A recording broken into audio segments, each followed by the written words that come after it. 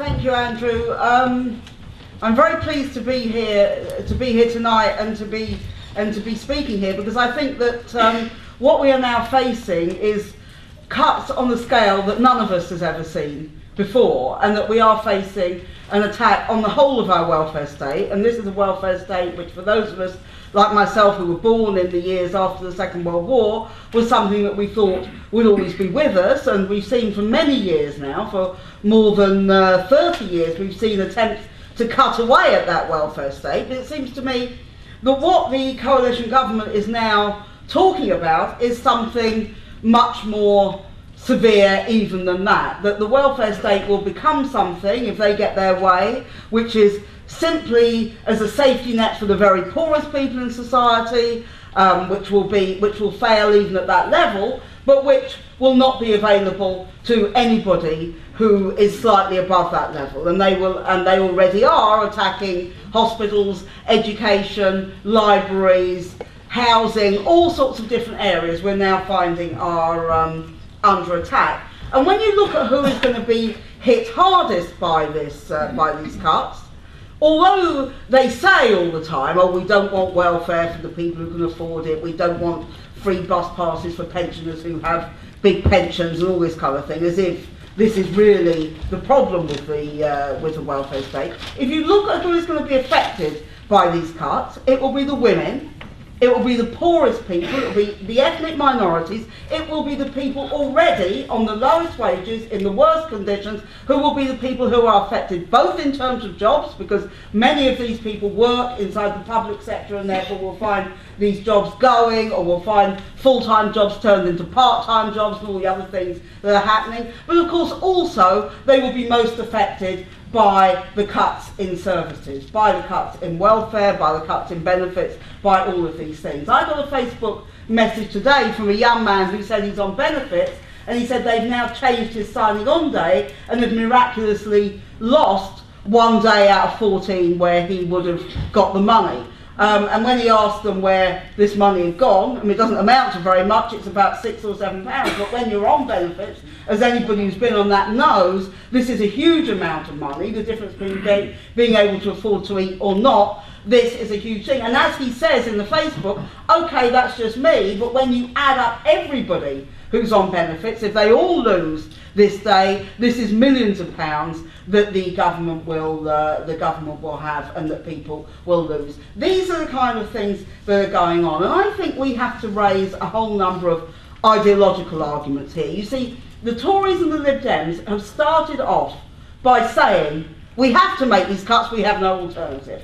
If you read all the papers, there have to be some cuts, so it all becomes juggling between whether you want this cut or that cut or all these things. I think we should start from a different premise, which is, why do we need to make these cuts at all? We live in a world which is much, much wealthier than it was when the welfare state was introduced after the Second World War. We live in a world where there is much, much more resources for people. There should be enough money to feed everybody, to house everybody, to give everybody a decent living standard, and yet this is what is being denied. And at the same time, they are talking about renewing the Trident nuclear submarine system, which will cost in total £75 billion.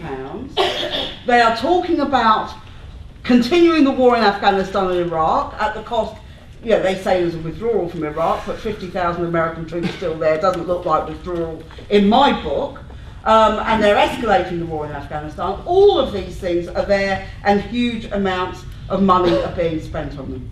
2 new aircraft carriers will cost £25 million between them. That's just one tiny thing. And so you have to say to yourself, this isn't about them looking around as to where the cuts can be made and where best they can be made, and everybody's in it together and we all have to share the cost of the cuts. This is about something else. They are really saying their system is in crisis, and are we going to have welfare for the bankers, or are we going to have welfare for us? This is a choice that people are now facing. And the answer that comes from this government, and it isn't just this government, the Greek government, the German government, the Irish government, all of these governments, the answer is always the same. That When it comes to saving the bankers, they have limitless money. When it comes to waging war, they have limitless money. When it comes to helping the poorest and the most defenceless in society, they have no money. Now that is an argument which I think we have to reject.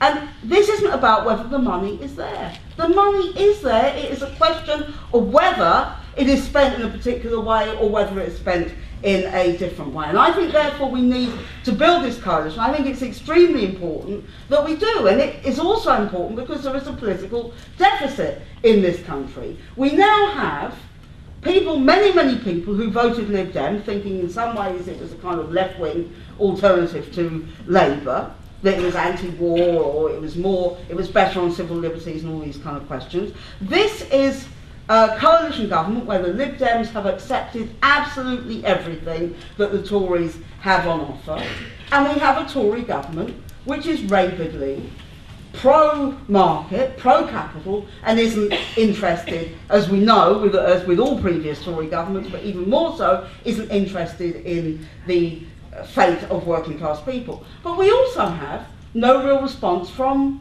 Labour. I mean, I think it's quite incredible that Tony Blair is able to write in his book, which I hope you will follow Andrew's advice and go and put it in the crime section, but he is able to write in his book that the Tory Lib Dem coalition are absolutely right about what they're doing with the cuts. And there isn't an outcry in the Labour Party about this. And what an incredible thing that this man is still allowed to be a member of the Labour Party. I suppose you can't be too fussy when you've got Peter Mandelson in it, but it is quite an incredible thing that this is allowed to happen. And I must say, I have very little hope that the outcome of the leadership election for Labour will lead to any kind of serious opposition to what is going on from the Labour leadership. This will have to come from people from below. It will have to come from many Labour Party members and many non-Labour Party members, from people in trade unions. It will have to come from people in community organisations, from students, from school students. We are the people who have